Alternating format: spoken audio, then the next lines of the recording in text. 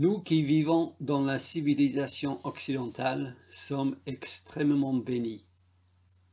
Cette civilisation est le fruit de la repentance.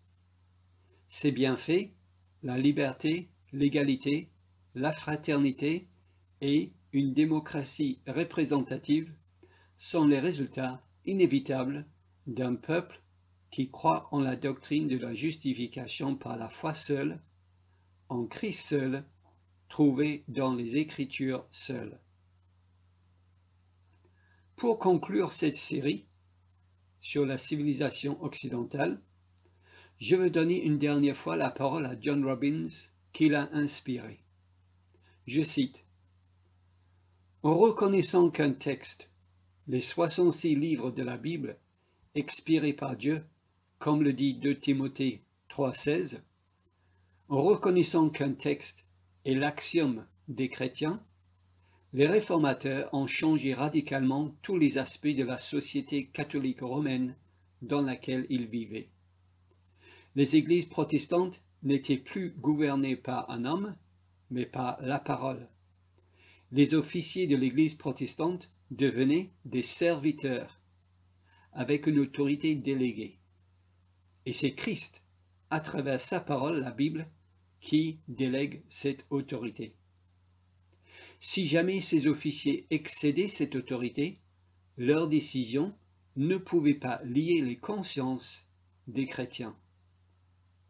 Et les officiers et les institutions de cette église protestante devaient être jugés par les chrétiens pour voir s'ils obéissaient aux Écritures ou s'ils allaient au-delà de l'autorité octroyée par les Écritures. C'est pour cette raison que les réformateurs faisaient appel fréquemment aux passages bibliques tels que Actes 17:11, 1 Corinthiens 10:15 et 1 Corinthiens 14:29, dans lesquels les chrétiens ordinaires reçoivent le commandement de juger et sont approuvés pour avoir jugé les paroles des apôtres et des prophètes par les mots divinement inspirés des Écritures.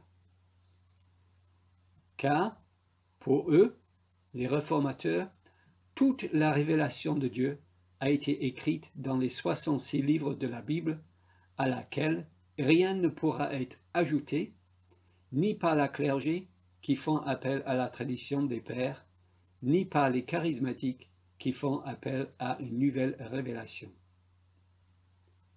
Et cette révolution civilisationnelle qui a commencé dans les églises protestantes ne pouvait pas être confinée aux églises.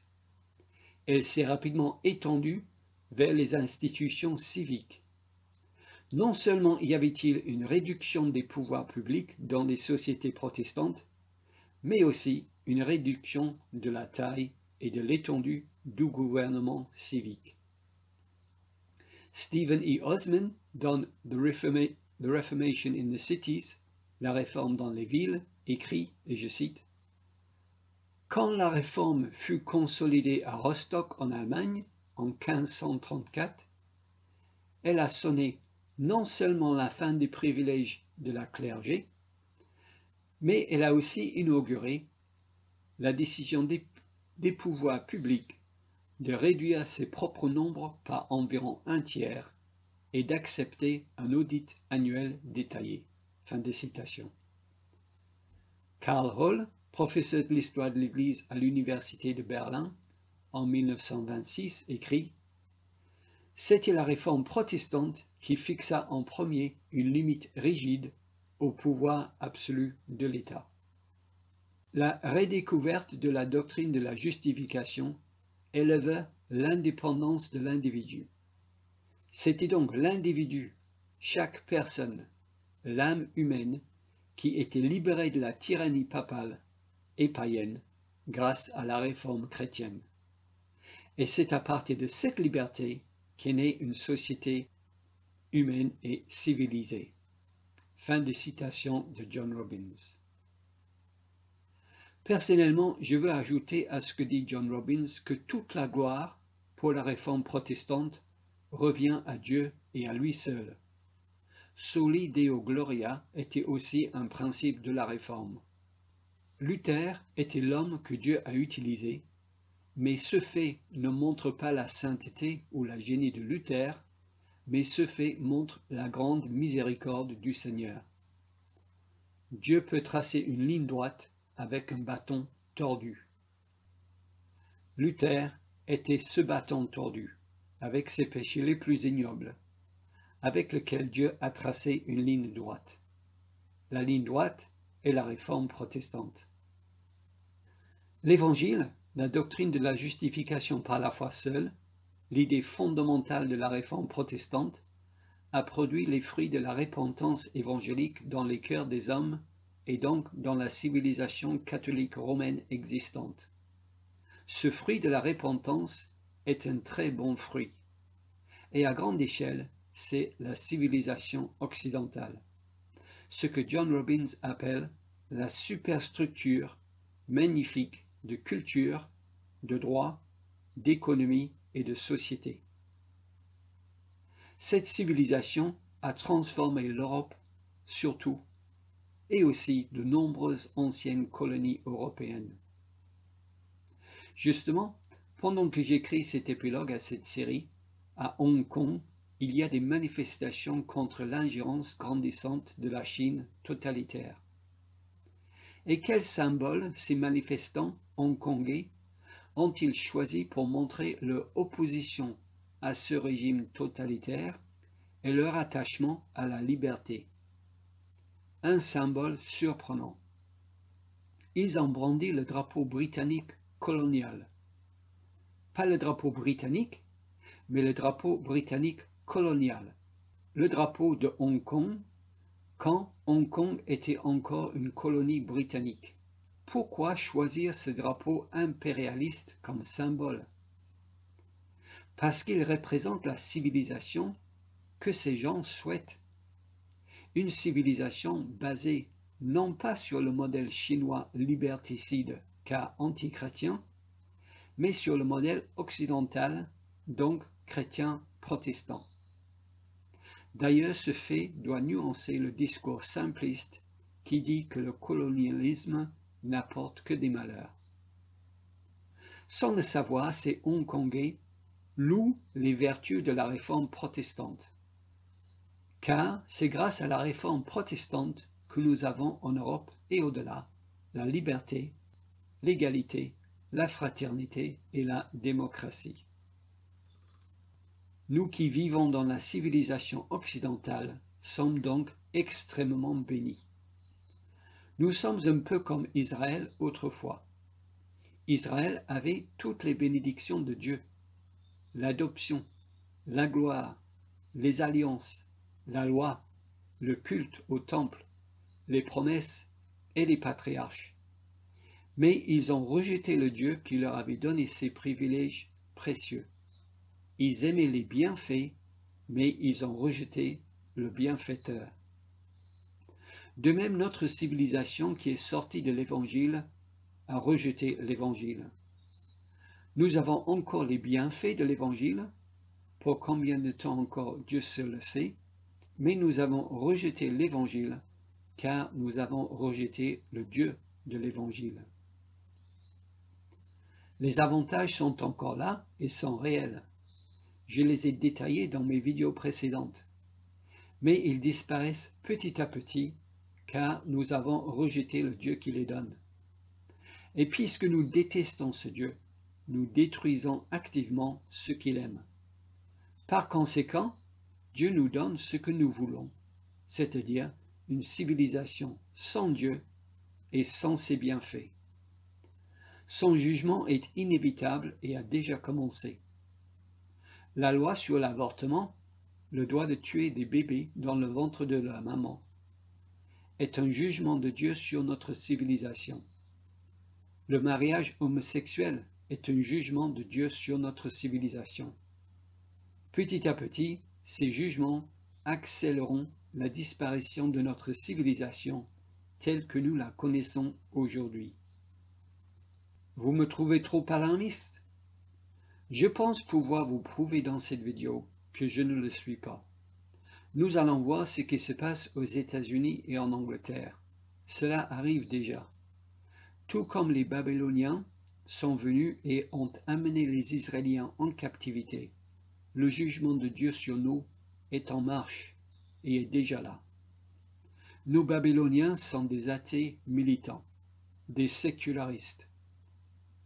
Ils ne vont pas détruire notre civilisation en nous amenant en captivité, ils vont détruire notre civilisation de l'intérieur.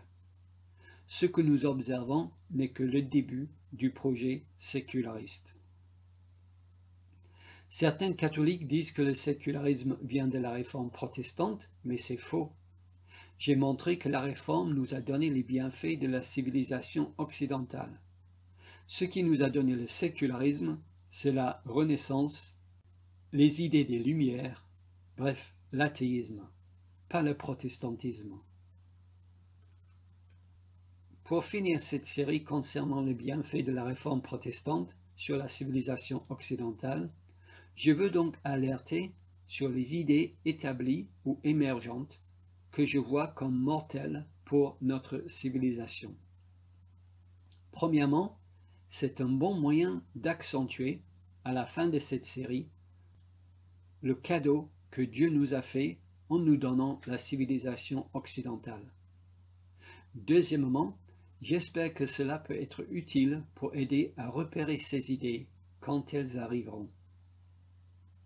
C'est donc une vidéo qui peut vieillir très mal, selon la précision de mes observations, ou très vite, selon la rapidité du jugement de Dieu. Je suis calviniste, comme tous les réformateurs. Je crois donc en la souveraineté totale de Dieu.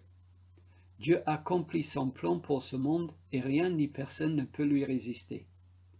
Dieu nous fait croire un mensonge car nous avons rejeté la vérité. Par contre, le fait que je croie cela ne me dispense pas de lutter ici-bas contre le mal et contre les idées antichrétiennes. Le séculariste, l'athée militant, déteste cette civilisation car elle est fondée justement sur l'évangile qu'il déteste. Et puisqu'il vit dedans, il veut la détruire de l'intérieur.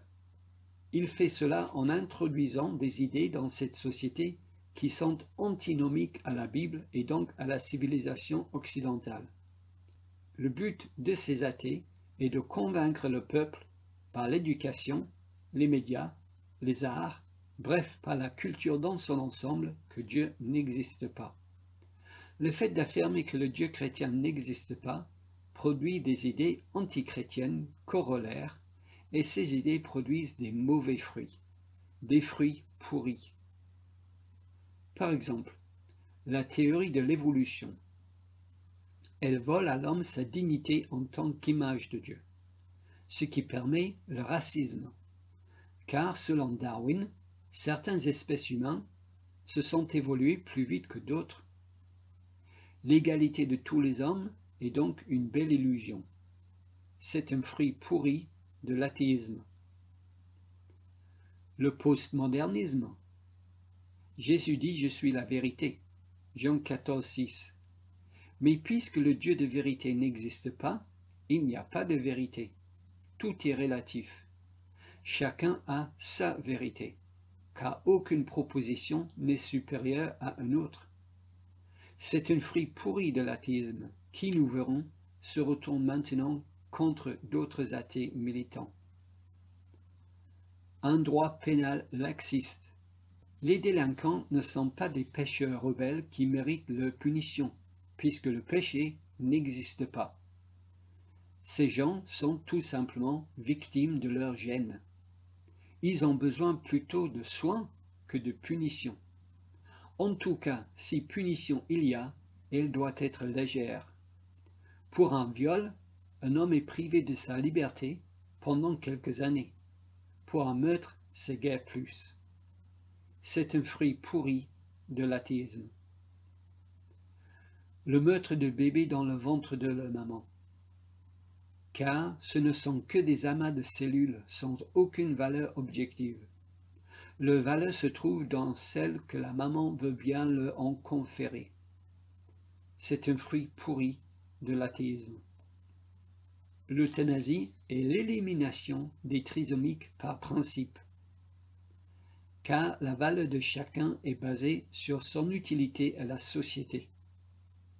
C'est un fruit pourri de l'athéisme. L'eugénisme ou le bébé sur commande, car cet amas de cellules n'existe que pour mon plaisir.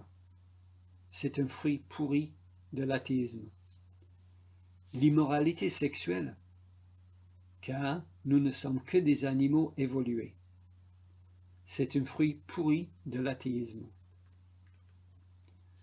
Le mariage homosexuel, car c'est nous qui définissons ce qui est bien et ce qui est mal. C'est un fruit pourri de l'athéisme. Les droits des LGB, car nous ne serons jamais jugés pour nos actions, car Dieu le juge n'existe pas. C'est un fruit pourri de l'athéisme. Les droits des trans et des queers, parce que puisqu'il n'y a pas de créateur, nous pouvons définir nous-mêmes notre propre identité sexuelle. C'est l'existentialisme de Foucault et de Sartre. Je définis ma propre réalité, car je suis mon propre Dieu. Et tous ceux qui refusent d'approuver cette dysmorphobie sont persécutés. Comme ce père qui a refusé de considérer que sa fille pouvait s'identifier comme un garçon et s'est vu retirer la garde de sa fille par la justice. Non, ce n'est pas de la science-fiction, c'est le Canada en 2019. C'est un fruit pourri de l'athéisme. Mes amis, si Dieu ne nous juge pas bientôt, il devrait s'excuser à Sodome et à Gomorrhe. Si Dieu ne nous juge pas bientôt, il devrait s'excuser à Sodome et Gomorrhe.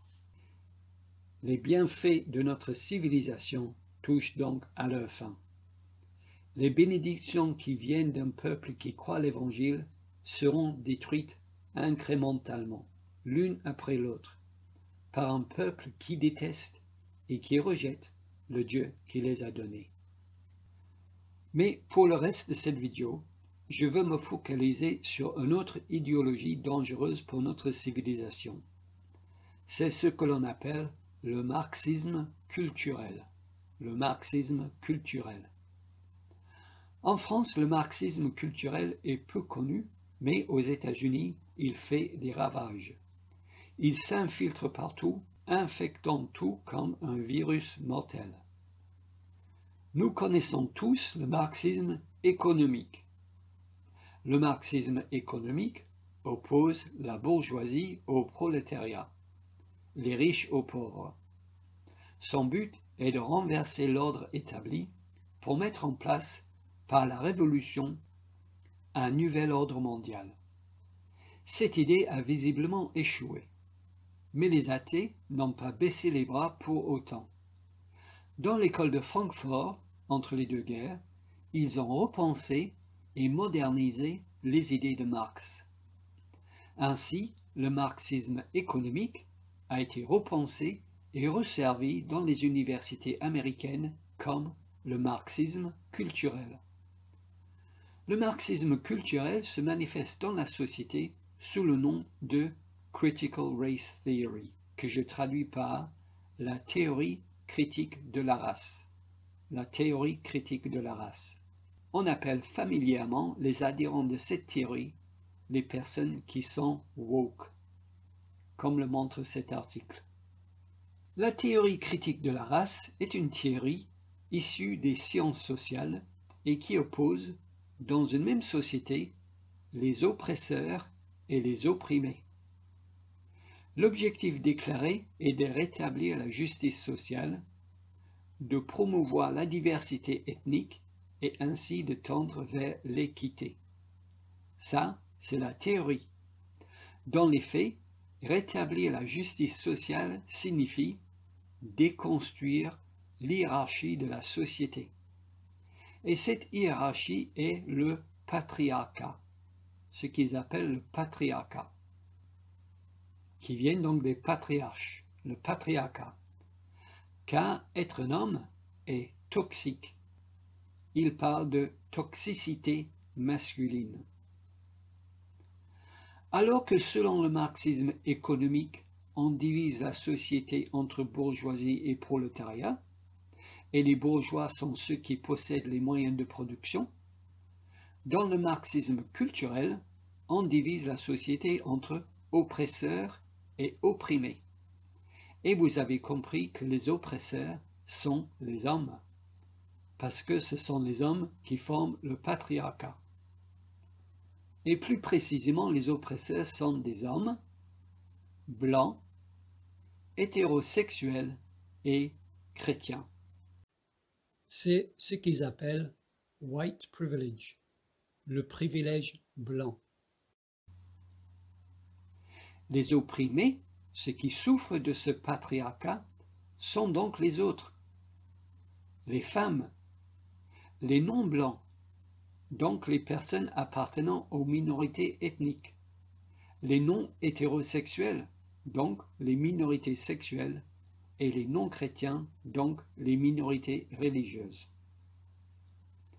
Selon cette théorie, l'opprimé peut être plus ou moins victime du patriarcat. On peut être plus ou moins opprimé. On jauge son degré d'oppression grâce à une méthode qui s'appelle l'intersectionnalité. Chaque minorité correspond à une stratification dans la société. Et certains opprimés peuvent accumuler plusieurs stratifications, c'est-à-dire peuvent subir différentes formes de discrimination qui peuvent s'entrecroiser. Or, plus une personne accumule des stratifications, plus celles-ci se croisent dans les intersections. Plus la personne croise d'intersections, plus son degré d'oppression est grand. Et plus son degré d'oppression est grand, alors plus sa voix a de l'importance. Par exemple, dans un système patriarcal, comme disent-ils la civilisation occidentale, une femme est plus opprimée qu'un homme, car elle subit, de la part du patriarcat, elle subit le sexisme. Elle croise donc une intersection. Par contre, une femme noire croise deux intersections. Le fait d'être une femme et aussi le fait d'appartenir à une minorité ethnique. J'ouvre juste une parenthèse ici pour dire que j'utilise les adjectifs blanc et noir sans aucun sentiment péjoratif, juste pour simplifier. D'ailleurs, les gens que je cite, blanc et noir, utilisent aussi les adjectifs black and white, donc j'utilise des adjectifs qu'ils utilisent, blanc et noir. Donc une femme noire croise deux intersections. Elle subit tout d'abord le sexisme, parce qu'elle est femme, et aussi le racisme, parce qu'elle appartient à une minorité ethnique. Mais une femme noire lesbienne croise trois intersections selon cette théorie. Le fait d'être une femme, le fait d'appartenir à une minorité ethnique et aussi le fait d'appartenir à une minorité sexuelle. Elle subit donc, de la part du patriarcat, le sexisme, le racisme et l'homophobie. Vous avez compris l'idée. Et plus une personne croise d'intersections, plus elle fait partie des opprimés. Et donc plus sa voix est importante dans la société. Car jusqu'ici sa voix était inaudible, car la société a été construite par le patriarcat pour étouffer sa voix. Un auteur donne une illustration qui vient de la perception des couleurs. L'homme vit dans un monde construit par les hommes. Par conséquent, l'homme ne voit qu'une seule couleur, celle d'un homme qui vit dans un monde d'hommes. Par contre, une femme vit dans le monde des hommes. Elle voit donc la même couleur que les hommes voient, mais elle a un regard de femme dans un monde d'hommes. Elle voit donc deux couleurs, la couleur que les hommes voient, mais aussi la couleur d'un regard de femme qui vit dans un monde d'hommes. Elle voit donc une couleur que l'homme ne peut pas voir. car l'homme ne peut jamais expérimenter le fait de vivre toute une vie comme une femme dans un monde d'hommes. La perception du monde de la femme est donc plus riche que celle de l'homme, et l'homme doit se taire et l'écouter, car il lui est impossible de voir ce qu'elle voit. Et une femme noire voit 3 couleurs. La couleur des hommes, car elle vit dans leur monde, la couleur des femmes et aussi la couleur des noirs. Sa perception du monde est donc encore plus riche que celle de l'homme et celle de la femme blanche. Et l'homme et la femme doivent se taire et l'écouter, car il leur est impossible de voir ce qu'elle voit. Et ainsi de suite.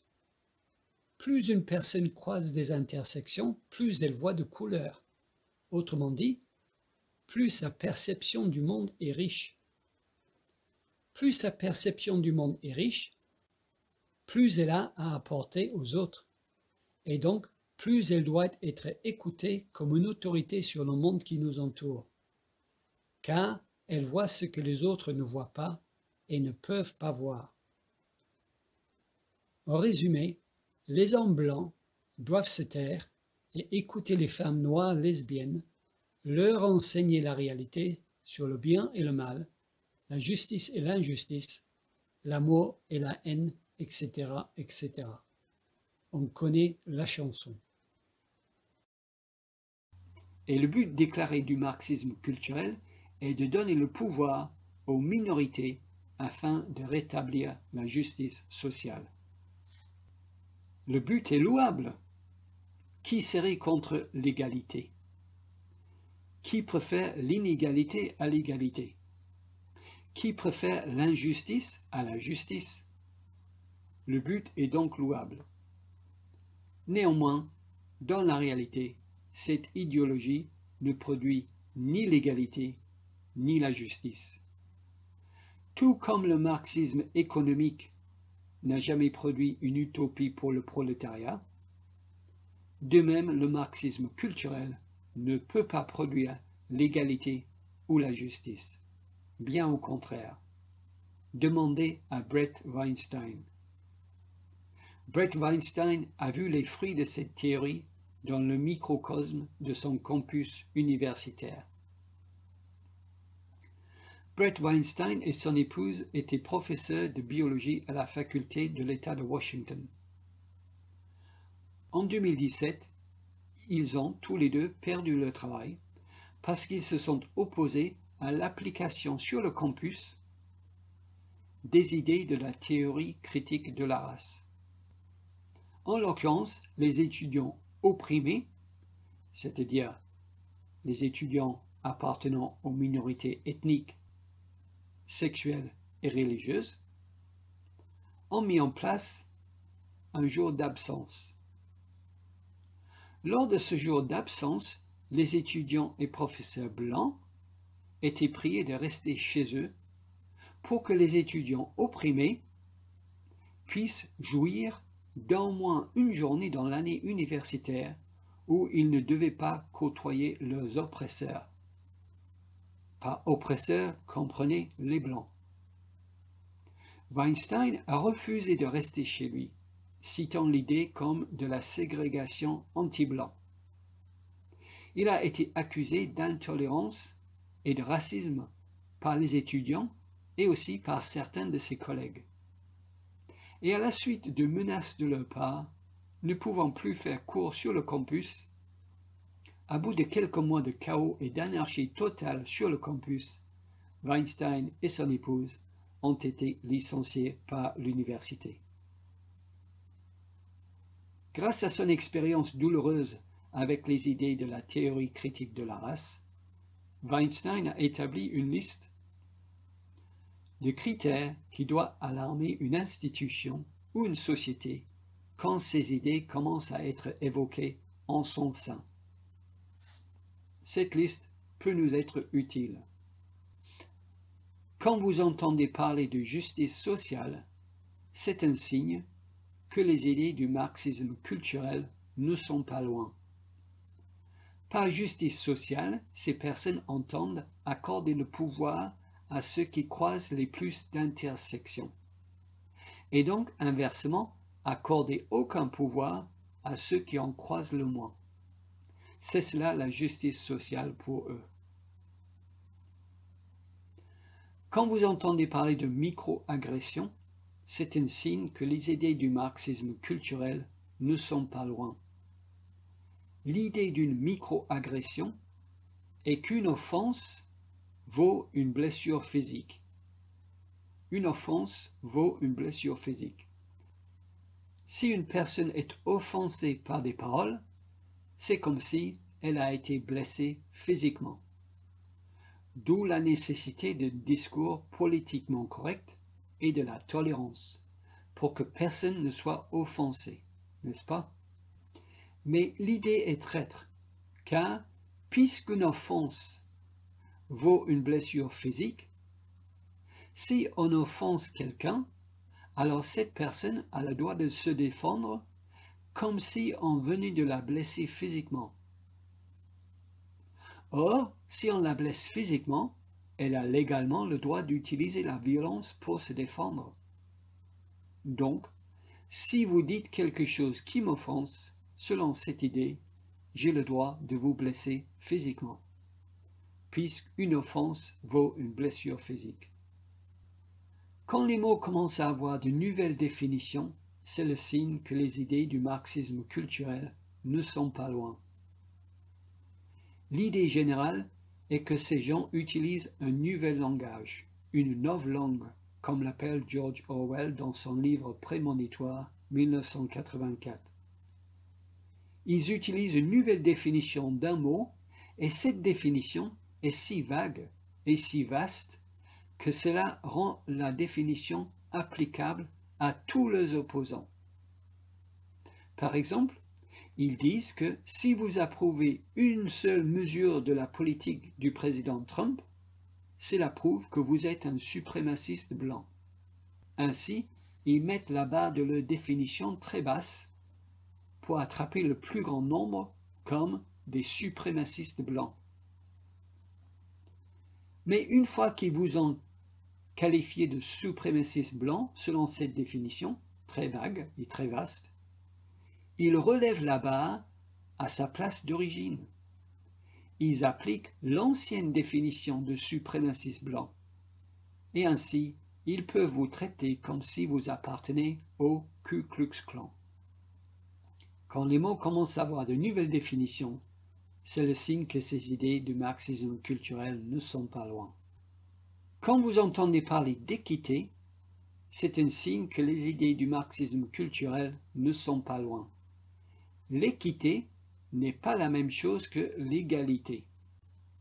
D'ailleurs, dans cette série, j'argumente que l'idée de l'égalité de tous vient de la Bible.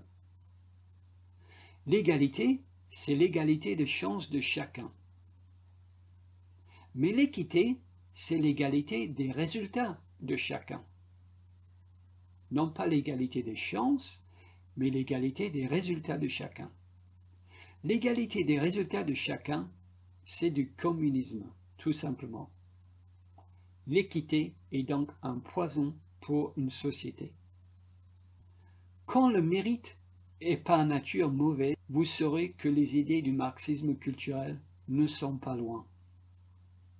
Selon cette théorie, le mérite est une idée mise en place pour consolider le patriarcat.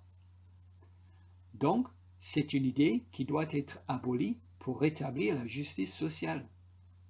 Ainsi, désormais, tout travail, toute production, quelle qu'elle soit, a une valeur égale.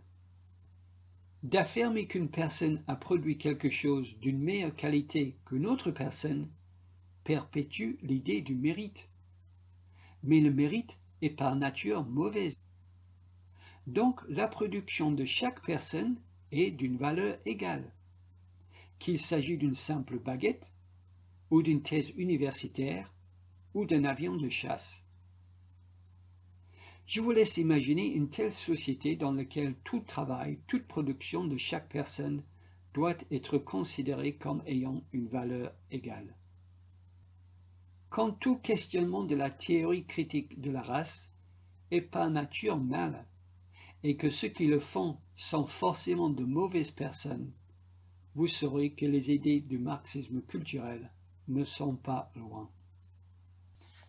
Voilà la liste que Weinstein a établie suite à son expérience avec la théorie critique de la race.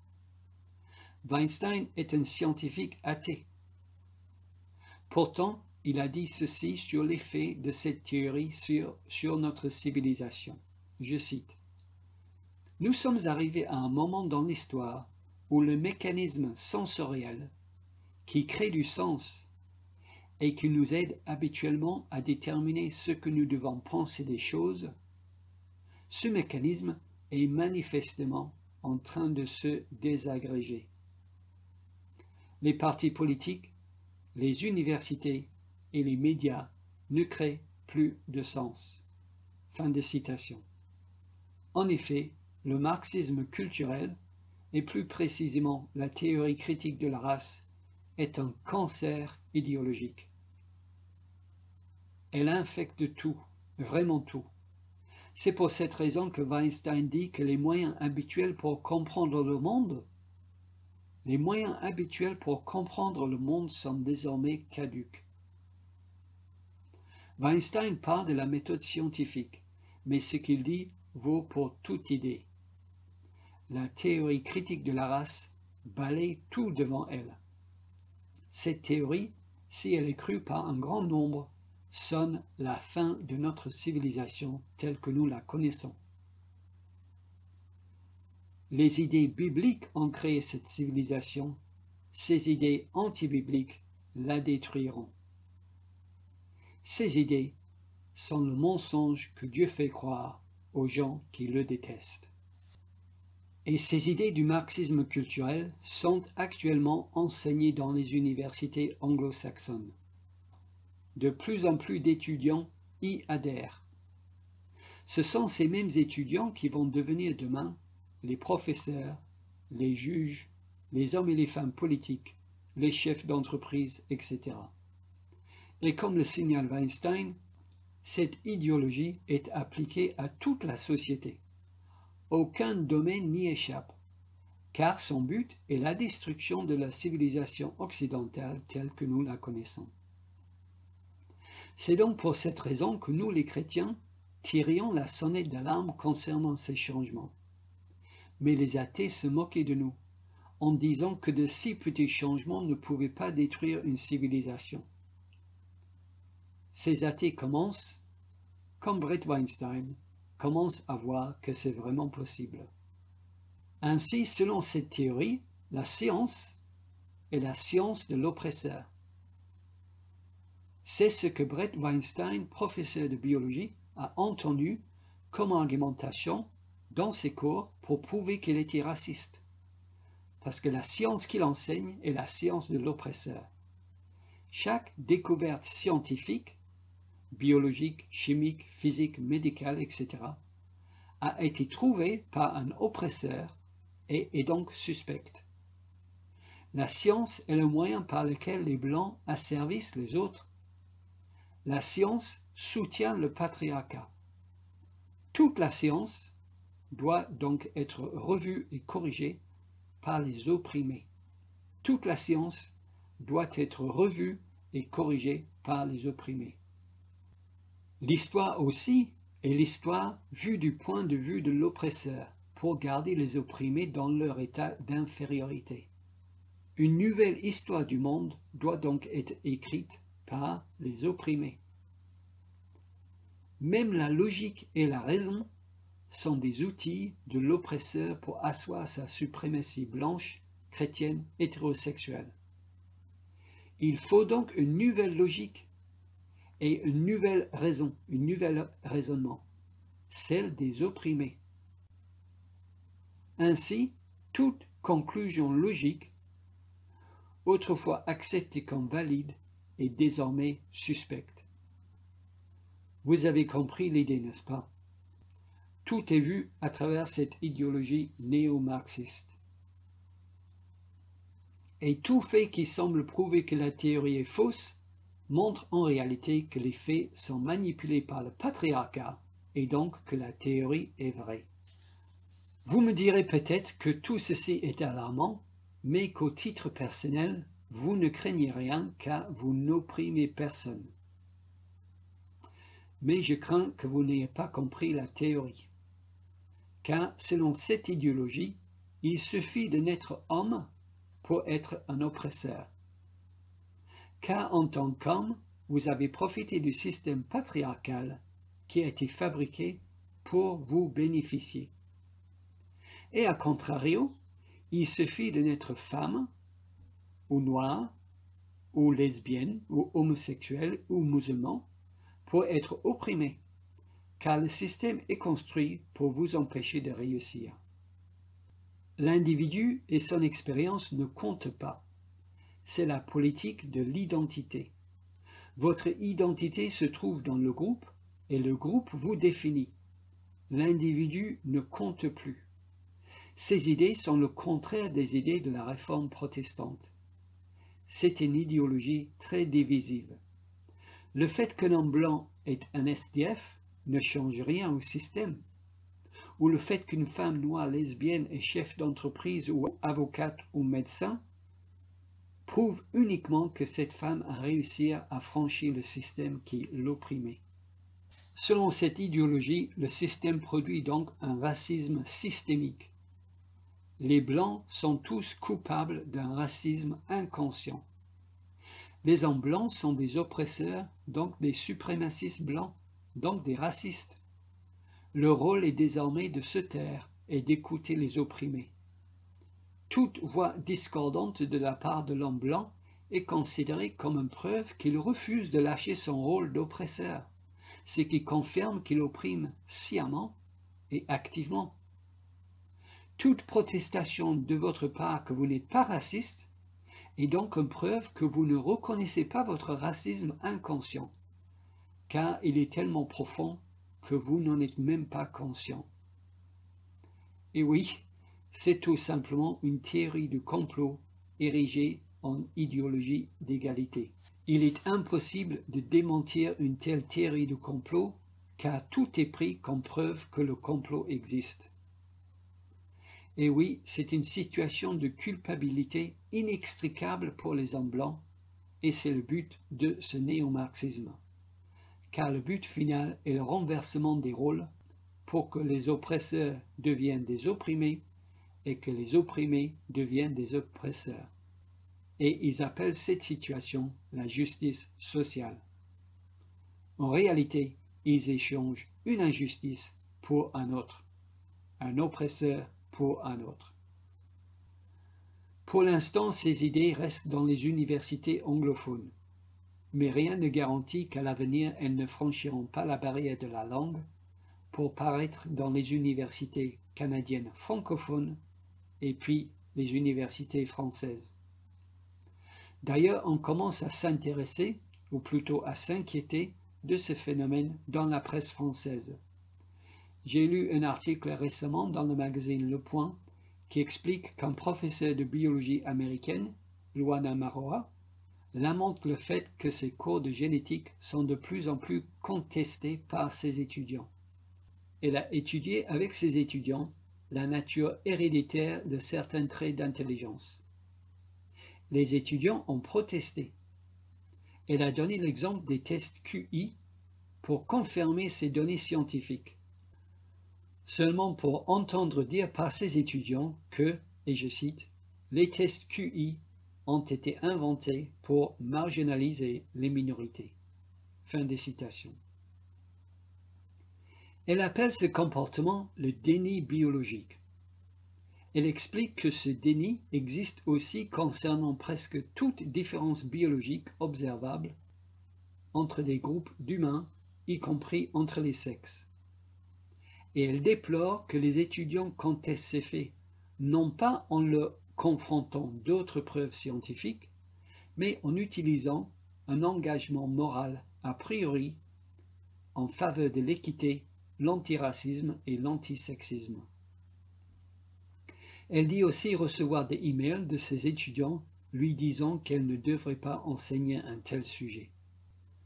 Mais elle explique aussi que le règlement intérieur de l'université interdit tout discours, je cite, qui pourrait offenser les femmes, les minorités et toute personne perçue comme victime d'une société patriarcale blanche. Fin de citation. C'est le règlement intérieur de son université. Bien sûr, en tant que chrétien, j'y vois les conséquences du postmodernisme. À force d'enseigner que tout est relatif, que rien n'est objectivement vrai, ces étudiants ont cru ce message et appliquent l'idée aux preuves scientifiques. On ne peut pas leur reprocher d'être incohérent. Et oui, le postmodernisme sonne la fin de la science. Il n'y a plus de vérité scientifique. Le chrétien que je suis a envie de dire, on vous avait prévenu. Il aurait fallu que les athées réfléchissent avant. Ils ont inventé le postmodernisme pour tenter de détruire la vérité biblique, donc le christianisme. Et maintenant le postmodernisme commence à détruire la science. Voilà les effets de la théorie critique de la race sur la société. Ce néo-marxisme entraînera la destruction de notre civilisation car il n'y a rien pour le contenir, à part peut-être une église biblique et courageuse. Ce qui m'amène à mon dernier point. Vous pensez peut-être que l'Église évangélique est à l'abri de toutes ces idées antibibliques, car notre autorité n'est pas Marx, mais la Bible. Je le croyais aussi, mais j'étais bien naïf. L'Église évangélique n'est pas épargnée non plus par ces idées diaboliques. Nous savons qu'un peu de levure qui grandit dans la pâte pourrit toute la pâte. Et il y a des chrétiens évangéliques, hélas, qui embrassent ces idées, soit partiellement, soit totalement. C'est pourquoi John MacArthur dit que cette idée de justice sociale est pour l'Église la plus grande bataille de notre époque. C'est aussi pour cette raison qu'à Dallas, en 2018, les responsables évangéliques, alarmés par la tournure subite des événements dans l'Église évangélique, ont publié la Déclaration sur la justice sociale et l'Évangile, avec comme signataire justement John MacArthur. Et bien que la déclaration ne fait qu'affirmer l'Évangile, le vrai, et nier l'Évangile social, le faux, beaucoup d'hommes respectés jusqu'ici ont refusé de la signer.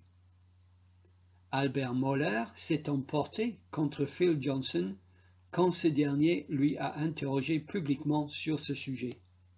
Même John Piper a refusé de la signer.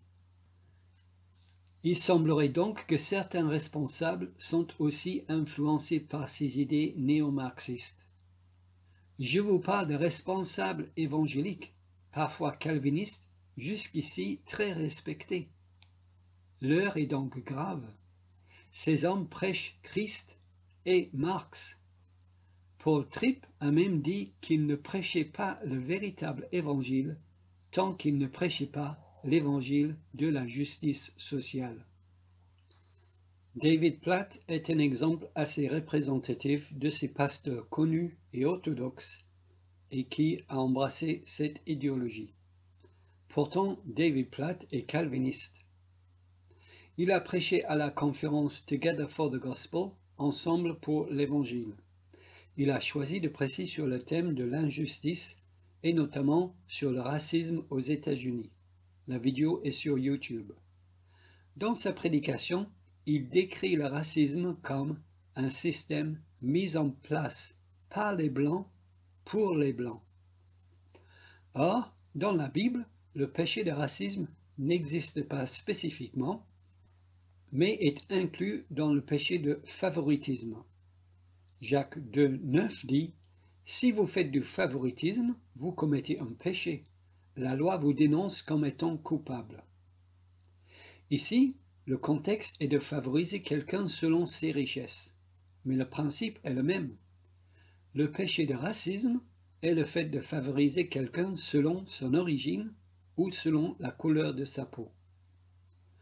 Le contraire du racisme, c'est le fait de traiter tous de la même manière, riches et pauvres, noirs et blancs. Dans une civilisation, cela se traduit par l'égalité devant la loi. Une seule loi pour tous, riches et pauvres, noirs et blancs. La justice, c'est donc un traitement d'égalité devant la loi pour tous. Et c'est le cas dans la civilisation occidentale, comme je l'ai montré dans cette série, car c'est le cas dans la Torah. Exode 12, 49 dit « La même loi existera pour l'indigène comme pour l'étranger en ce jour au milieu de vous.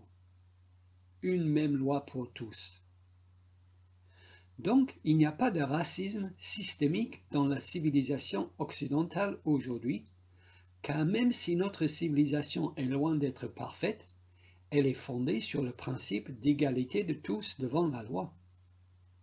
Certes, il y a des personnes, des individus qui font du favoritisme selon l'origine ou la couleur de la peau, et ça, c'est un péché.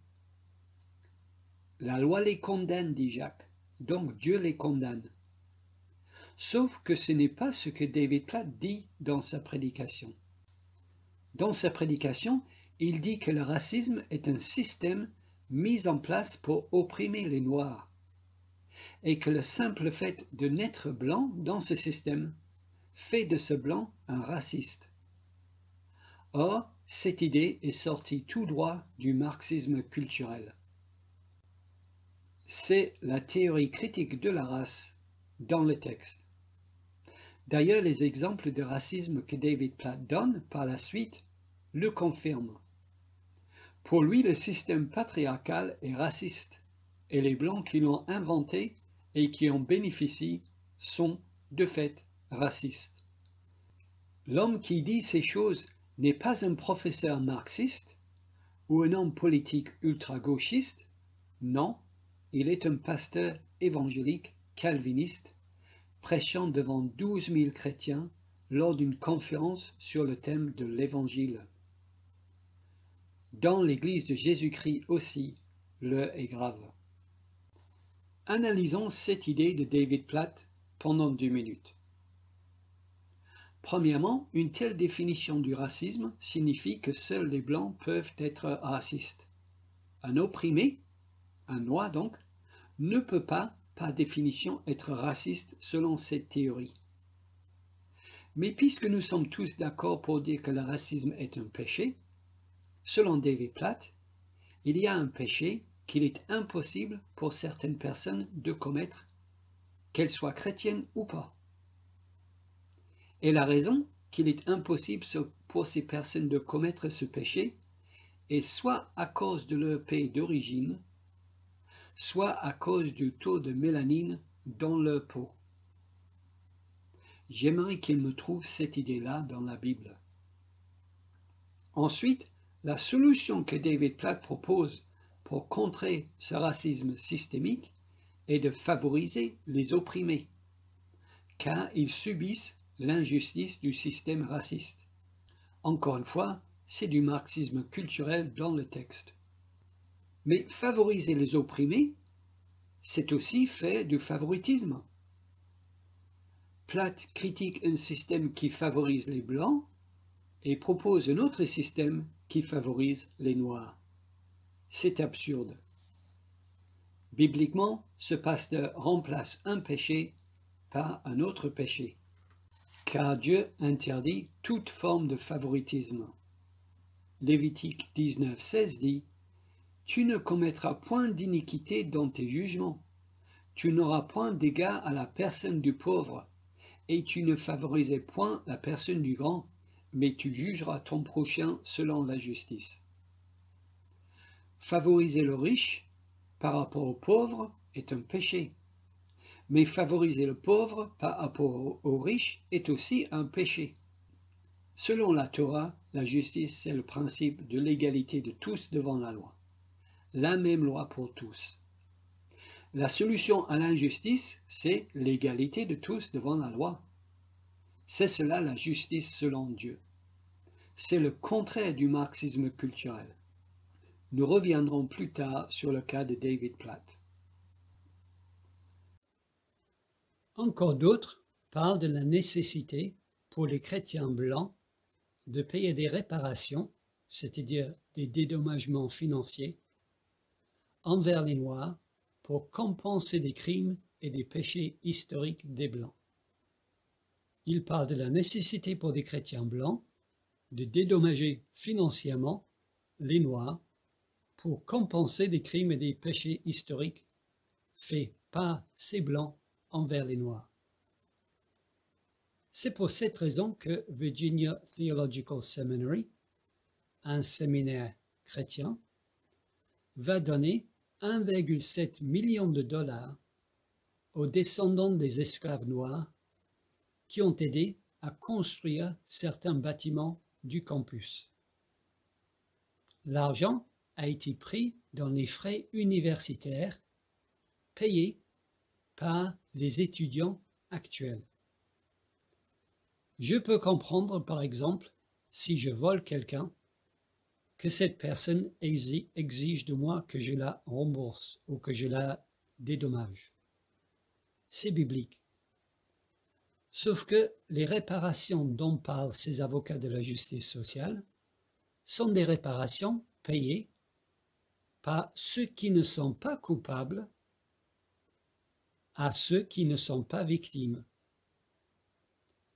Les réparations dont parlent ces avocats de la justice sociale sont payées par ceux qui ne sont pas coupables à ceux qui ne sont pas victimes.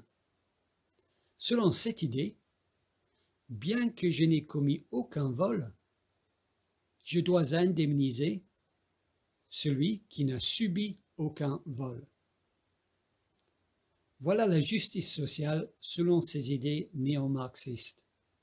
C'est tellement absurde que c'est ingénieux. Après ces hommes respectés, nous voyons que même des dénominations évangéliques entières sont aussi affectées par cette théorie. Par exemple, la Convention des baptistes du Sud aux États-Unis, la plus grande dénomination protestante là-bas, a récemment voté l'adoption de la résolution 9. La résolution 9 permet l'utilisation de la théorie critique de la race comme outil d'analyse de la société.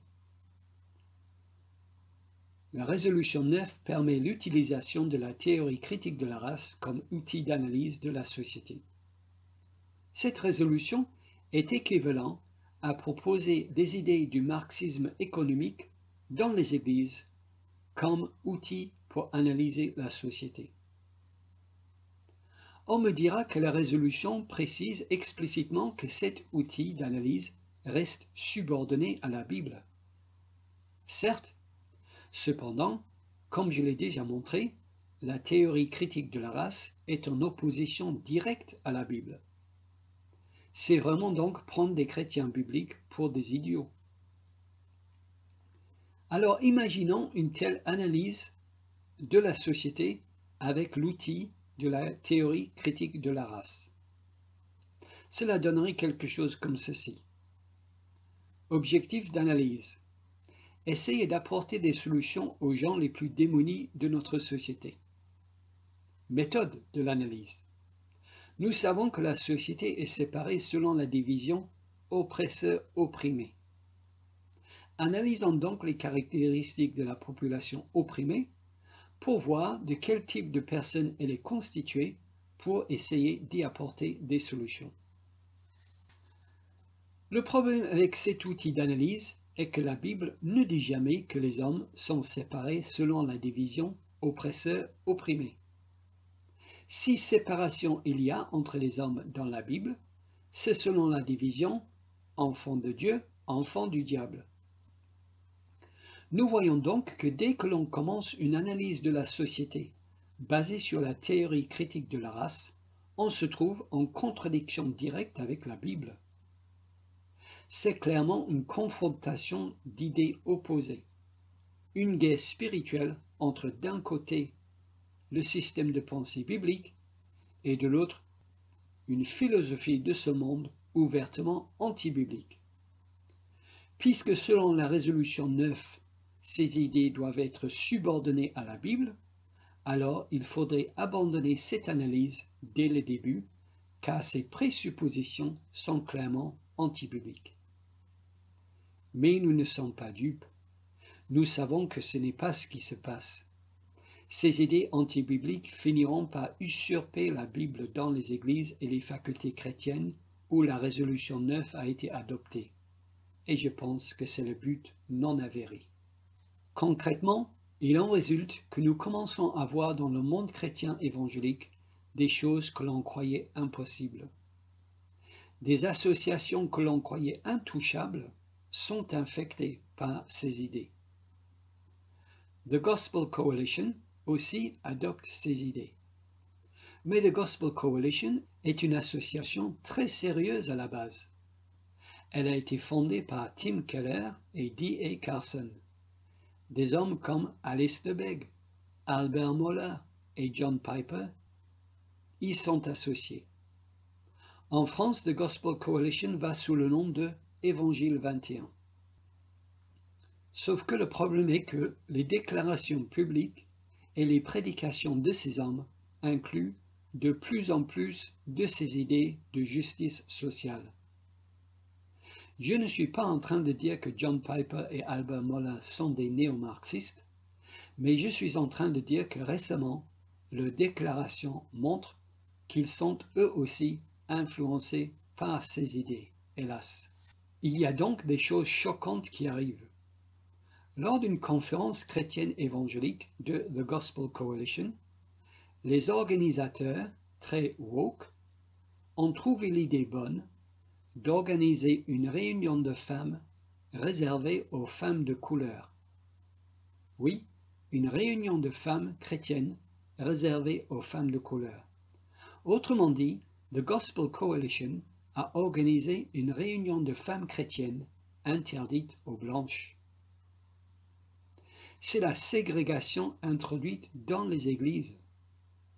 Imaginons le scandale, avec raison, si les Blancs proposaient une réunion de femmes réservée aux Blanches, donc interdite aux Noirs.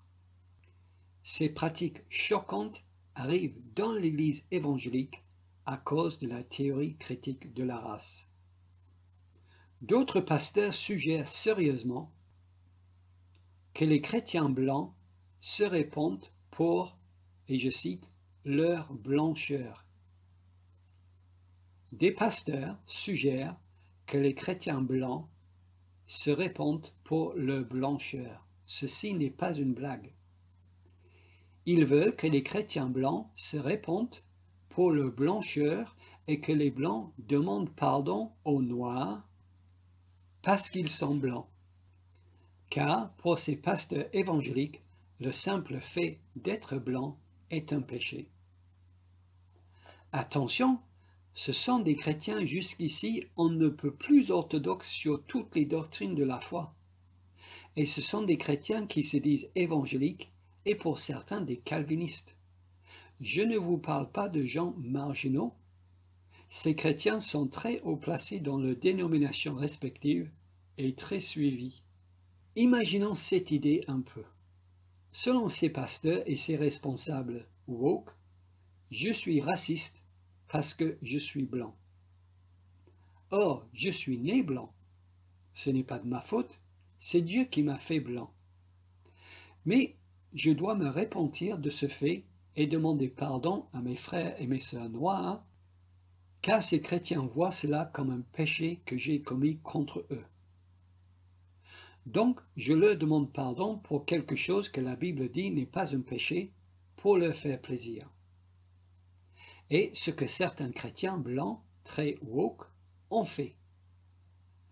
Je trouve que c'est craindre les hommes plutôt que de craindre Dieu, mais bref. Le problème est que demain, quand je vais me réveiller, je découvrirai sans doute que je suis toujours blanc. Mais être blanc, c'est un péché contre ces chrétiens noirs, selon cette théorie, n'est-ce pas? Il faudrait donc que je leur redemande pardon. Et le lendemain, pareil. Et oui, dans la théorie critique de la race, il n'y a jamais de pardon pour les blancs. C'est une idéologie sans rédemption.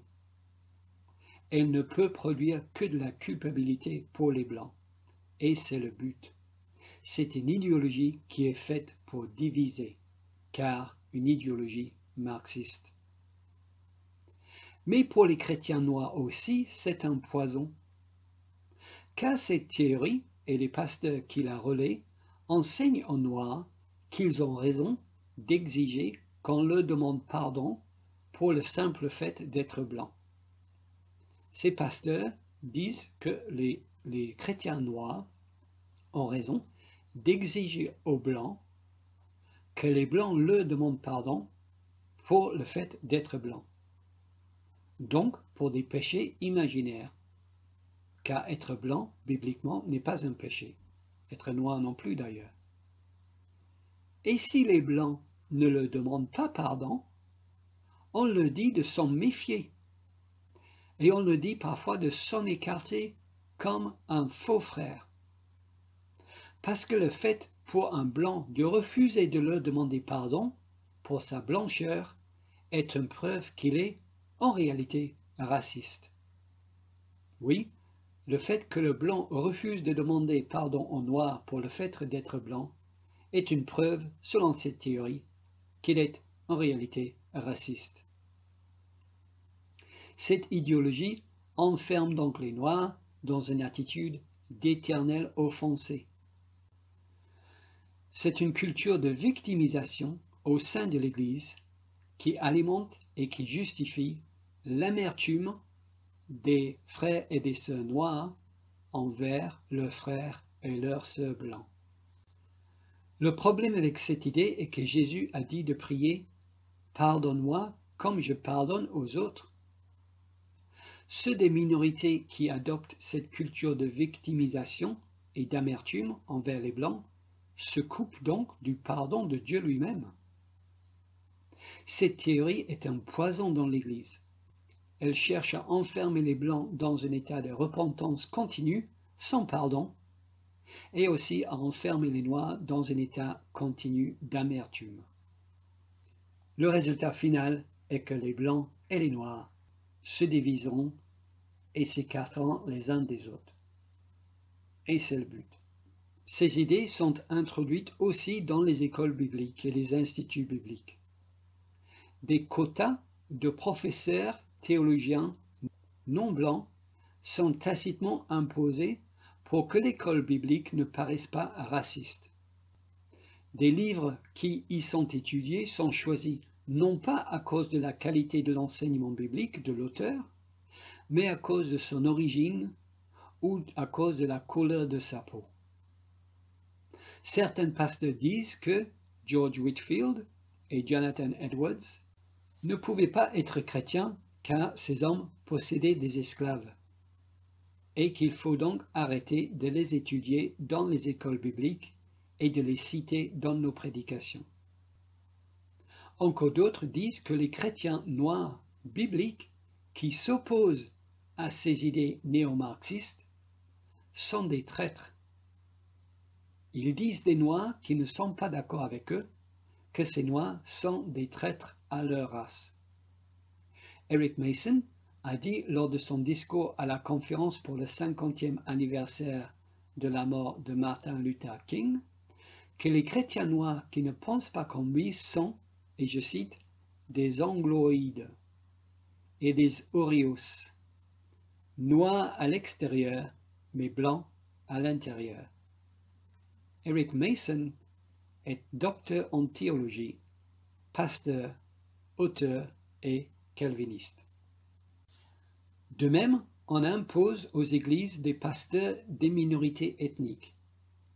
Il n'y a rien d'annoncé officiellement, mais l'Église est pointée du doigt comme étant une Église raciste ou une Église du suprémaciste blanc si sa population ne répond pas aux critères de la diversité ethnique.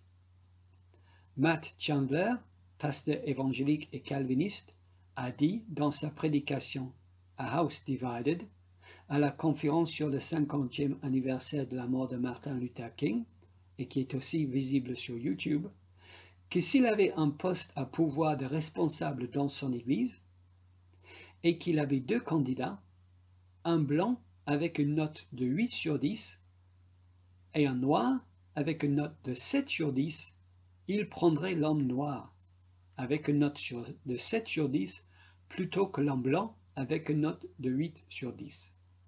Pourquoi? Parce qu'il est noir et parce que Matt Chandler veut que la couleur de ses responsables réponde aux critères de la diversité ethnique. Or, choisir un responsable à cause de la couleur de sa peau, c'est la discrimination positive, ou plus précisément, la discrimination raciale positive. Le problème est que la démarche est raciste dans la mesure où elle discrimine sur les critères de race, ou plus précisément sur les critères d'ethnie, parce qu'il n'y a qu'une seule race bibliquement. Elle discrimine sur les critères de race. Premièrement, la discrimination positive a un nom dans la Bible. C'est le favoritisme envers une couleur par rapport à un autre. Or, nous avons vu que le favoritisme est condamné comme un péché dans la Bible. Deuxièmement, la Bible nous donne des critères pour choisir des responsables dans l'Église. Voir Tite chapitre 1 et 1 Timothée 3. Et le pays d'origine, ou le taux de mélanine dans la peau, n'est pas un critère biblique pour choisir ses responsables. C'est clairement une démarche anti-biblique. Mais c'est vu comme un objectif très louable et juste par Matt Chandler et les autres, car ces hommes prêchent Christ et Marx. Encore pire est cet exemple concernant non pas les minorités ethniques, mais les minorités sexuelles. Récemment, The Gospel Coalition a trouvé nécessaire de promouvoir Liberty, une association qui œuvre pour, je cite, l'inclusion des minorités sexuelles dans les églises. Pour minorité sexuelle, il faut comprendre toute personne qui a des désirs sexuels ou pratiques sexuelles qui ne sont pas hétérosexuels. Or, selon la Bible, tout ce qui n'est pas hétérosexualité, donc l'homosexualité, bisexualité, transsexualité, etc., tout ce qui n'est pas hétérosexualité est péché, et même un dérèglement contre l'ordre créé. Donc, le site de The Gospel Coalition fait la promotion d'une conférence pour une association chrétienne qui appelle ses pécheurs, lesbiennes, gays, bi, trans, qui appelle ces pécheurs une minorité sexuelle. Ed Shaw, qui travaille pour Liberty et qui s'est décrit comme un pasteur gay, oui, ça existe apparemment, a dit que puisque Jésus était tenté comme nous, alors cela veut dire qu'il a lutté lui aussi avec son identité sexuelle, donc avec l'homosexualité. Voilà les types de personnes que The Gospel Coalition promeut. Je crois qu'un homosexuel peut se repentir de ses péchés et être sauvé, comme tout le monde, car Jésus est un sauveur puissant. Parfois, ils sont totalement transformés. Ils se marient avec quelqu'un du sexe opposé et fondent une famille. Parfois, ils sont appelés à une vie de célibat, renonçant à leur chair. Leurs désirs pour les personnes du même sexe doivent être mis à mort, comme tout désir pécheur. Mais ce n'est pas ce que Ed Shaw dit. Il s'identifie comme étant un chrétien gay. Il dit qu'il faut faire une différence entre la pratique homosexuelle, qu'il caractérise comme un péché, et les désirs homosexuels qu'il caractérise comme étant naturels. Pour lui, les désirs sexuels sont naturels et donc pas un péché. Il dit même aussi que c'est une erreur d'essayer d'étouffer ses désirs, car cela peut être dangereux pour la personne. Et il dit aussi que c'est une erreur d'essayer de changer sa sexualité, et l'Église qui essaie de faire en sorte que les désirs d'un homosexuel changent n'est pas une Église qui remplit ces critères d'inclusivité. Et il finit par ajouter que ces églises-là font partie du problème. La question est donc, que fait The Gospel Coalition? cette association de chrétiens jusqu'ici bibliques et orthodoxes, que fait the Gospel Coalition à promouvoir une association avec des idées pareilles? Pourquoi des hommes qui sont associés avec le Gospel Coalition ne dénoncent-ils pas ces idées? Pourquoi ne prennent-ils pas la décision de se désolidariser avec la position de The Gospel Coalition? Nous devons être conscients que ces idées arrivent dans les églises évangéliques aux États-Unis et dans le monde anglophone, même dans des organisations et des églises d'hommes très réputés. Et ces idées sont une attaque non pas seulement sur l'Église, mais une attaque directe aussi sur la Bible. Puisque nous avons vu que selon cette théorie postmoderniste, l'oppresseur a sa vérité, mais l'opprimé a aussi sa vérité, alors l'interprétation de la Bible devient impossible. La Bible devient un livre incompréhensible. Car l'interprétation biblique faite par un chrétien blanc, donc oppresseur, n'est pas la même que celle faite par un chrétien noir, donc opprimé, et encore moins que celle faite par une chrétienne noire. Celle faite par l'oppresseur est, de fait, une interprétation qui cherche à préserver un système patriarcal qui opprime les autres. Le chrétien blanc va toujours interpréter la Bible d'une façon à préserver le système patriarcal pour opprimer les autres. L'interprétation de la Bible par les Blancs contribue donc au racisme systémique. C'est pour cela que certains chrétiens évangéliques parlent de la théologie blanche. D'autres parlent du christianisme blanc ou l'Église évangélique blanche. Et bien sûr, entre ces deux interprétations contradictoires, l'interprétation faite par l'oppresseur et l'interprétation faite par l'opprimé, selon cette idée, l'interprétation biblique faite par l'opprimé est la meilleure, car Dieu est du côté des opprimés dans la Bible, n'est-ce pas? Et oui, il y a des gens qui se disent chrétiens évangéliques qui appliquent ces idées même à l'interprétation de la Bible. Même la Bible subit ce marxisme culturel dans certaines églises évangéliques. Pire, certains chrétiens mettent en cause non seulement l'interprétation de la Bible, ce qui est grave en soi, mais ils mettent en cause le texte biblique lui-même. Et cela à cause des idées du marxisme culturel. Esaü Macaulay est pasteur et docteur en théologie du Nouveau Testament à Wheaton College. Wheaton College est une université chrétienne évangélique.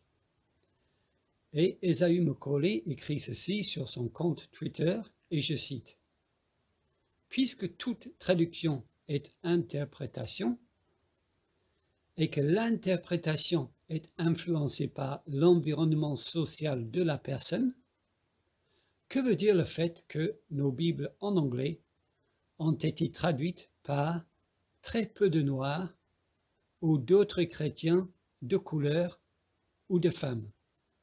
Fin de citation.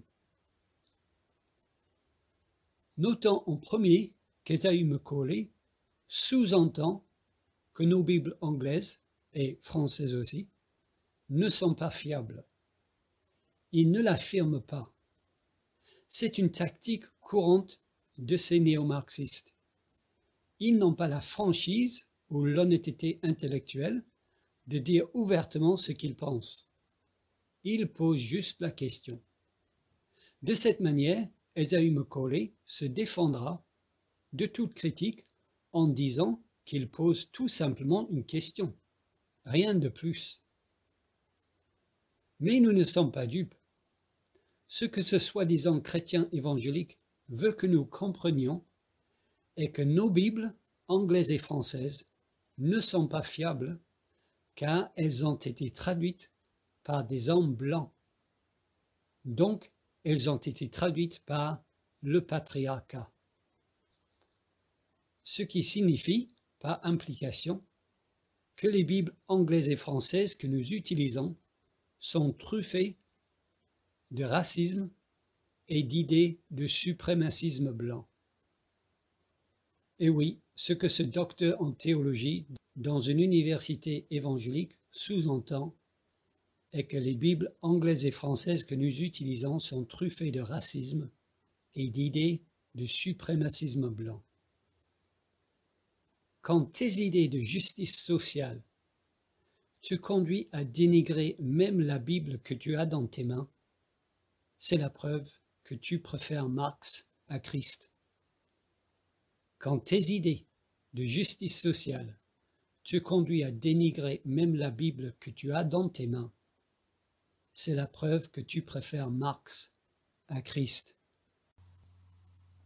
Ces idées marxistes finiront par détruire non seulement l'Église, mais aussi toute la civilisation occidentale si on ne s'y oppose pas.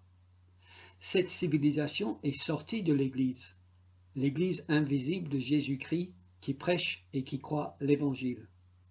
Le salut de notre civilisation vient donc uniquement d'une Église biblique et courageuse. Mais bien sûr, ma préoccupation n'est pas avec notre civilisation, mais avec l'Église, car elle est l'épouse de Jésus-Christ et ce sont mes frères et mes sœurs en Christ. Il est possible que Dieu a décidé de détruire notre civilisation à cause de nos péchés. Mais Dieu n'abandonnera jamais son Église. Voici donc quelques conseils que je pourrais donner pour renverser ces forteresses idéologiques qui sont le marxisme culturel et la théorie critique de la race, si elles essaient de s'introduire dans les églises évangéliques en France. Il faut s'attaquer aux présuppositions.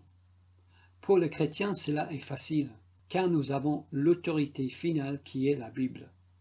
Notre force est que le chrétien lambda, le chrétien qui n'est pas forcément pasteur, et le chrétien qui n'a pas forcément fait une école biblique, le chrétien lambda est plus attaché à sa Bible qu'aux idées de Marx. C'est cela notre force dans cette guerre spirituelle, avec bien sûr l'aide du Saint-Esprit pour la triomphe de la vérité. Premier point. On doit exiger que les mots et les catégories utilisées dans ce débat soient des mots et des catégories bibliques.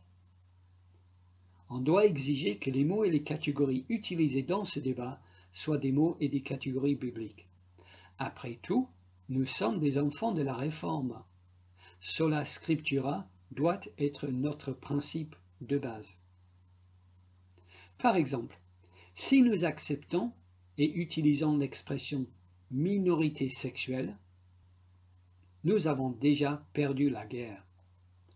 Car dans la Bible, une minorité sexuelle n'est pas une catégorie qui existe.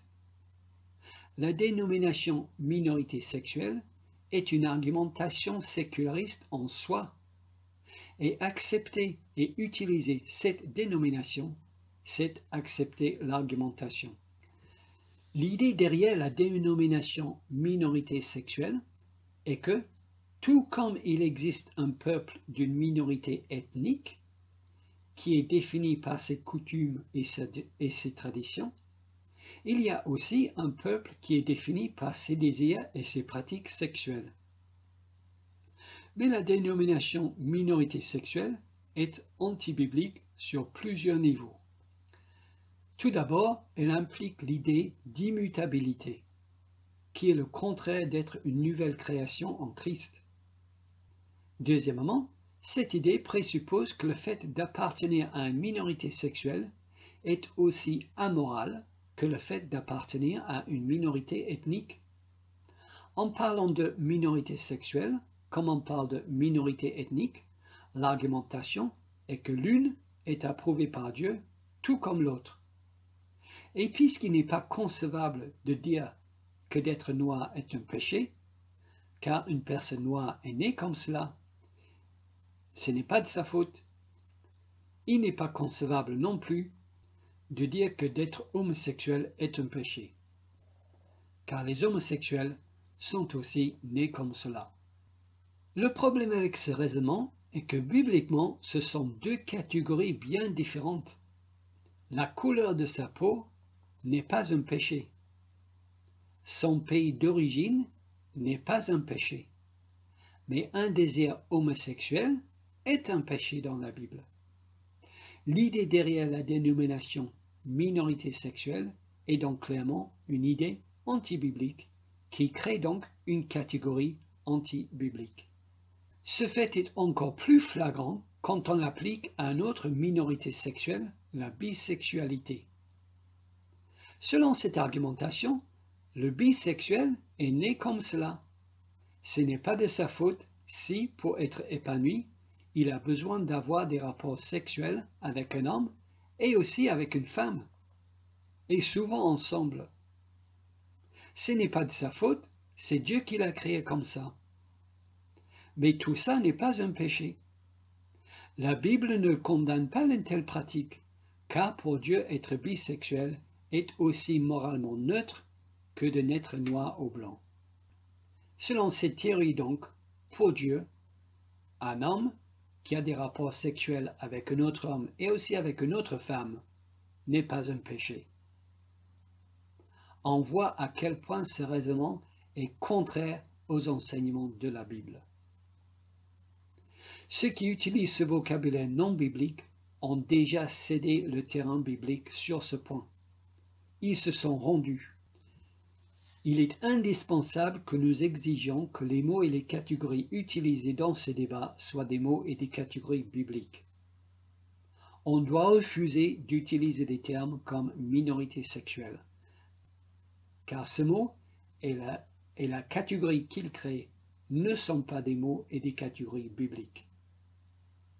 Si les mots et les catégories utilisés ne sont pas des mots et des catégories bibliques, alors l'argumentation n'est pas une argumentation biblique et nous devons donc la rejeter d'office et la réfuter par des argumentations bibliques.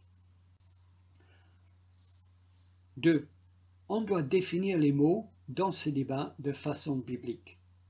Non seulement on doit utiliser des mots bibliques, mais on doit aussi définir les mots de façon biblique, car certains de ces prédicateurs woke utilisent des mots bibliques, mais ils ne les définissent pas de façon biblique. On doit donc utiliser des mots bibliques et les définir de façon biblique. Revenons à David Platt. Dans sa prédication déjà citée sur le racisme à la conférence Together for the Gospel, David Platt a prêché sur Amos chapitre 5. Son texte biblique était Amos 5, 24. Mais que la droiture soit comme un courant d'eau et la justice comme un torrent qui jamais ne tarit. Or, en écoutant la prédication de David Platt, on comprend que par justice, il entend la justice sociale. Donc quand il dit « et la justice comme un torrent qui ne jamais tarit », quand il utilise le mot justice, qui est un mot biblique, David Platt entend la justice sociale, car il donne des exemples d'injustice qui ne sont pas des exemples bibliques d'injustice. Par exemple, il donne comme exemple d'injustice la disparité de revenus entre les Blancs et les Noirs. Statistiquement, aux États-Unis, le revenu des Blancs, le salaire des Blancs, est supérieur au revenu des Noirs. Pour David Platt, cette situation est un exemple flagrant d'injustice. Cette situation prouve que le système est injuste. Mais quand Amos a dit que la justice soit comme un torrent qui jamais ne tarit, quand Amos a dit cela, qu'entendait-il par le mot justice? Amos serait-il d'accord avec l'exemple d'injustice de David Platt? Clairement non. Comment en être si sûr? Parce que pour Amos, la justice est définie par Dieu et pas par Marx. Quand Amos parle de justice, sa seule référence est la loi de Dieu. Pour les prophètes de l'Ancien Testament, la norme de justice est la Torah, rien d'autre. Nous voyons cela au chapitre 2 d'Amos, où nous lisons « Ainsi parle l'Éternel. À cause de 3 crimes de Juda, même de 4, je ne révoque pas mon arrêt, parce qu'ils ont méprisé la loi de l'Éternel, et qu'ils n'ont pas gardé ses ordonnances, parce qu'ils ont été égarés par des idoles mensongères après lesquelles leurs pères ont marché. » Pour Amos, la norme de justice, donc la justice, c'est la Torah, la loi de Dieu. Et nous savons que la Torah ne dit pas que la disparité de revenus est une injustice. Pour Platt, ce type de disparité entre noirs et blancs est une preuve qu'il y a de l'injustice envers les noirs dans la société américaine. Mais bibliquement, une disparité n'est pas une injustice. Sinon Jésus est injuste quand il donne 10 talents à l'un et 5 à l'autre, dans Matthieu 25. Certes, une disparité peut être le résultat d'une injustice. Si par exemple on paye un homme noir moins qu'un homme blanc juste parce qu'il est noir, mais ici c'est l'injustice de favoritisme qui est le péché. Mais une disparité de salaire n'est pas la preuve qu'il y a injustice. La différence de salaire peut avoir d'autres explications. Si une disparité est une preuve d'injustice, comme le dit David Platt, que dire alors du paradis? Car au ciel, il y aura des disparités de récompenses entre le peuple de Dieu. Matthieu 16, 27. Est-ce que l'on dira que le ciel est un endroit d'injustice? J'espère que même David Platt ne dirait pas ça. Nous voyons donc que nous devons exiger de ces chrétiens woke que même quand ils utilisent des mots bibliques comme justice et comme amour, ils les définissent de façon biblique. La justice dans la Bible fait toujours référence à la loi de Dieu et rien d'autre. Sinon, nous devons démasquer la supercherie. Car, soyons clairs, pour un homme intelligent comme David Platt, de dire que la Bible dit que Dieu est pour la justice et donc d'affirmer que Dieu est contre les disparités des revenus est une supercherie. 3. Toute idée, quelle qu'elle soit, doit être validée ou rejetée par la Bible et elle seule. En tant que scripturaliste, je dirais même que toute idée doit venir de la Bible et elle seule. Mais la plupart des chrétiens évangéliques me prendraient pour un fou. Moi, je pense que si nous sommes arrivés à ce point dans les églises, c'est justement parce que nous avons écouté des fous. Mais je me contente donc de dire que toute idée, quelle qu'elle soit, doit être validée ou rejetée par la Bible et elle seule. Cette idée élémentaire pour un chrétien évangélique, il me semble, mettra fin à la théorie critique de la race dès son apparition dans les églises. Dès qu'un pasteur essaie d'introduire ces idées marxistes dans sa prédication, les chrétiens bibliques dans l'assemblée sauront les repérer aussitôt et les réfuter bibliquement. La Bible est notre autorité finale pour la foi et la pratique. Elle contient tout ce qu'il nous faut pour que nous soyons accomplis et propres à toute bonne œuvre. Nous n'avons donc besoin de rien d'autre, et surtout pas des idées de Marx. Pour conclure cette série, je vais citer le pasteur protestant Jodocus van Londenstein. Dans son livre « Contemplation de Sion », écrit en 1674, il argumente que l'Église et le chrétien doivent être dans un état de réforme constante. Semper reformanda, toujours réformant. Je crois en effet que cette attitude doit être la nôtre aujourd'hui. Nous devons toujours réformer. Ne jamais considérer que le travail des réformateurs est fait. Car ce qui se passe aux États-Unis nous montre que le travail n'est pas fait. C'est au moment où nous baissons notre garde que l'ennemi perce nos murs. Nous devons continuer le combat. ce n'est pas le moment de nous laisser distraire. Un bon soldat est focalisé sur sa mission. Rien ne peut le dévier de son objectif. Soyons de bons soldats pour notre commandant en chef. Nous devons toujours nous examiner individuellement comme chrétiens et collectivement comme corps de Christ pour garder la pureté des doctrines et pratiques bibliques de la Réforme. Car, ne nous trompons pas, nous sommes dans une guerre d'idées, donc une guerre spirituelle. Et cette guerre s'intensifie. Mais comment continuer la Réforme aujourd'hui? De la même manière que les réformateurs l'ont débutée. Les historiens parlent du principe matériel et du principe formel de la Réforme protestante. Le principe matériel était la justification par la foi seule. C'était la doctrine centrale de la Réforme. La justification par la foi seule, c'est l'Évangile, tout simplement. C'est l'Évangile qui sauve les hommes qui y croient. Nous devons combattre pour préserver la pureté de cet Évangile contre les mascarades que certains chrétiens essaient de faire passer pour l'Évangile. La justice sociale n'est pas l'Évangile. La justice sociale n'a jamais sauvé personne. Nous devons être totalement intransigeants et intraitables envers qui que ce soit, aussi important et respecté qu'il soit, qui voudrait introduire dans l'Église de Jésus-Christ ce type de faux évangiles. Et le principe matériel de la Réforme dépend du principe formel. Le principe formel de la Réforme protestante était sola scriptura. Nos croyances et nos pratiques doivent venir de la Bible et d'elle seule. C'est grâce à ce principe que Luther a découvert la doctrine de la justification par la foi seule. Le principe formel de la Réforme a donné lieu au principe matériel de la Réforme.